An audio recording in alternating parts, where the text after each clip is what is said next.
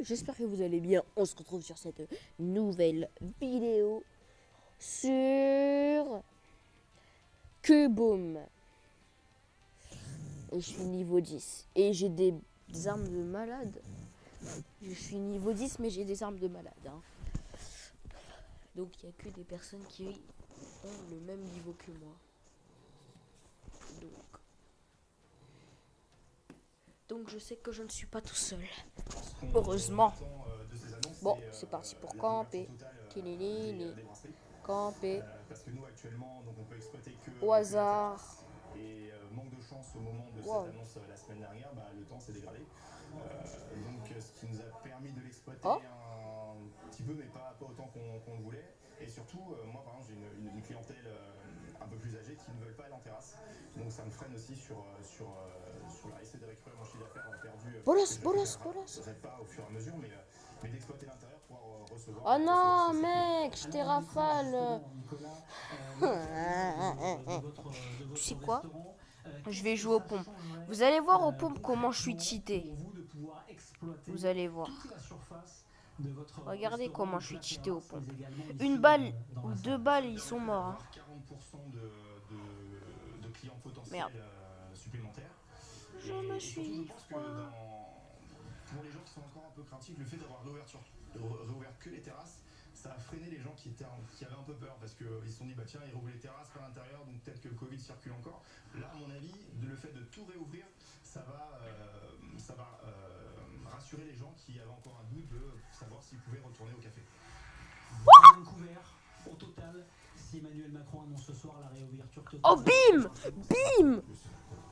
Pour le moment, avec l'extension que nous a permis la maire de Paris, Madame Hidalgo, on a à peu près 80 couverts en terrasse et plus les 50 à l'intérieur, donc ça nous ferait quand même un bien fou pour recevoir les gens le matin quand il fait un peu plus frais, qui ne veulent pas forcément s'installer en terrasse pour les petits déjeuners, ça serait quand même un plus. Fait peur le con. Nicolas, merci. Cette brasserie donc, qui va suivre évidemment avec beaucoup d'attention les annonces ce soir d'Emmanuel Macron comme beaucoup d'établissements du monde de la restauration à Paris. C'est vital, c'est pas essentiel, c'est vital. S'ils veulent s'en sortir, il n'y a qu'une solution, c'est de rouvrir les portes.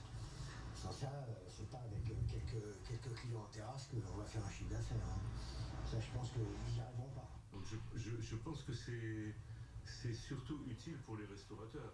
Parce que eux, ils travaillent au ralenti. Et donc, moi aussi, j'ai envie de rentrer dans un bar et pas forcément de... Perso, moi je tryhard. Malgré tout, les terrasses, avec le temps qu'il fait en ce moment, c'est comme ci, comme ça. Donc on est en situation un peu délicate. Oh les bolos. Eh là, je vais vous kill comme un fou. Hein. Je prends mon pompe, mais d'où? Il y a quand même, moi à mon âge, j'aimerais pas aller au restaurant et me trouver confiné trop près des gens, quoi. Mais j'irai au restaurant, c'est sûr, j'adore. Je le crois, je crois qu'il faut rendre la liberté aux Françaises et aux Français.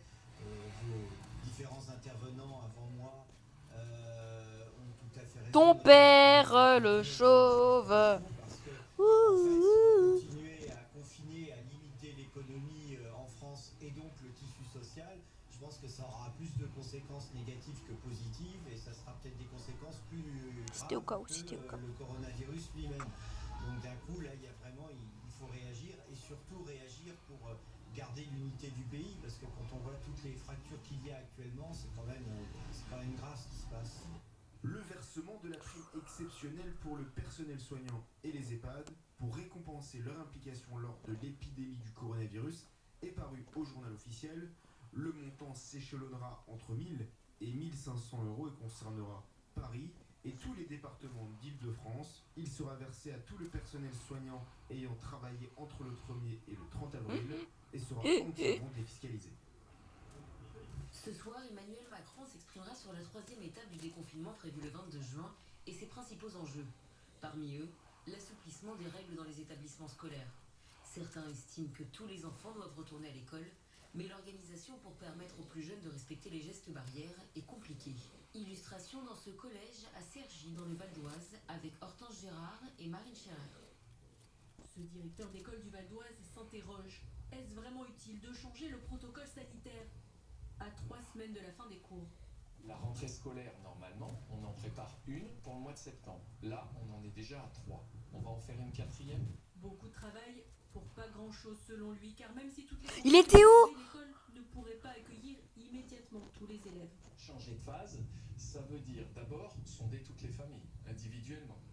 Puis attendre leur retour.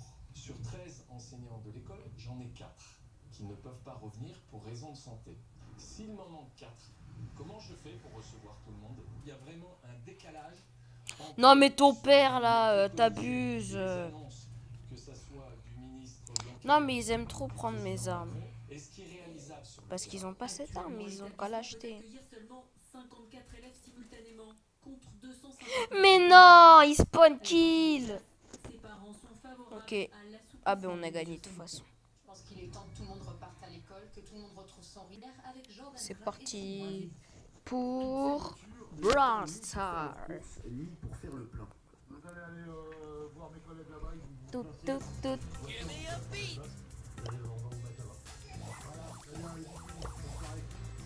Oh! Ça commence déjà bien, franchement. Non, ça commence déjà bien. Ce soir, c'est drive-in. Vous comprenez? Aller au cinéma sans sortir. Ah ouais, ça commence très bien même. Oh là là. Non, ça commence déjà bien. Pour que les 90 voitures puissent toutes voir l'écran, il faut de l'organisation. Les petits véhicules devant, les plus grands derrière, et surtout interdiction de sortir de l'habitacle pour éviter les conneries. À l'arrière, les projectionnistes d'un jour s'activent. Une fois la nuit tombée, le film peut enfin démarrer, et ce soir une mélodie que beaucoup connaissent.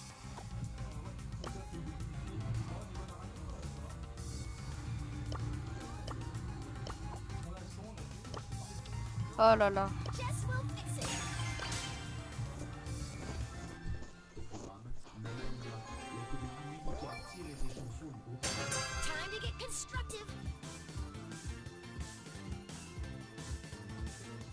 Pour le son, les organisateurs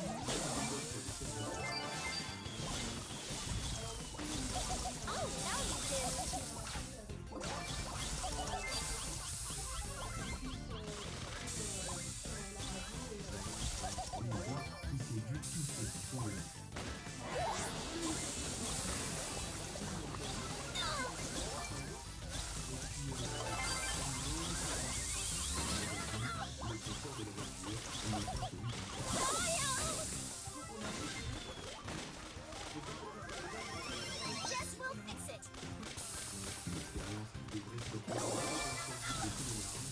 Déjà 50 voitures sont sur liste d'attente.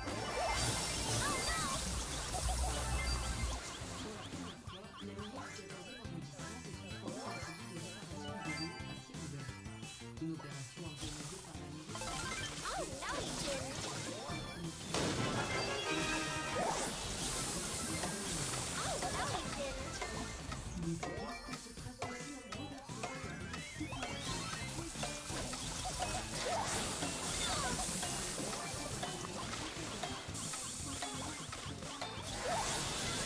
Bim!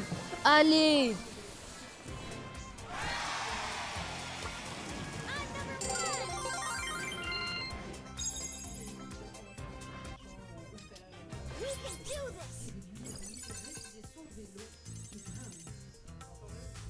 Voici ma nouvelle intro.